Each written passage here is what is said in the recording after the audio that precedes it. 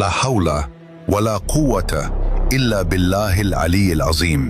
सुनो, इस दुनिया में पावर का कोई सोर्स नहीं सिवा अल्लाह के, न किसी पीर के हाथ में, न किसी सेंट के, न किसी कब्र के, न किसी आइडल के, न किसी प्लैनेट के, न किसी इंसान के।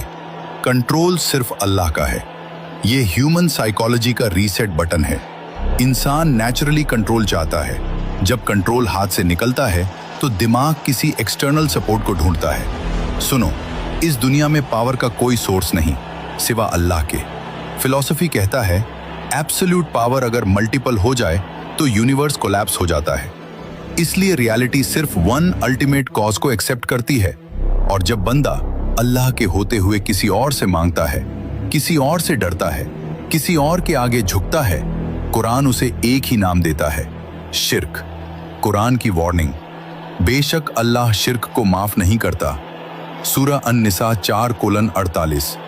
समझो इस बात को, गुनाह माफ हो सकता है, गलती सुधारी जा सकती है, लेकिन शिर्क पर मौत आ गई तो कोई सेकंड चांस नहीं। शिर्क बराबर जुल्म। ऐ मेरे बेटे, शिर्क न कर, क्योंकि शिर्क सबसे बड़ा जुल्म है। सूरह लुकमान 31:13। जुल्म सिर्फ खून बहाना नहीं होता, जुल्म ये भी है कि जो हक अल्लाह का है वो किसी और को दे दिया जाए। शिर्क के 3 चेहरे। शिर्क अकबर, अल्लाह के अलावा किसी की इबादत, किसी मुर्दे से दुआ, किसी आइडल से मदद। जो शिर्क करे उस पर जन्नत हराम है। सूरह अल-माइदा 5:7। शिर्क असगर दिखाने के लिए इबादत, लोग देखें इसीलिए सजदा।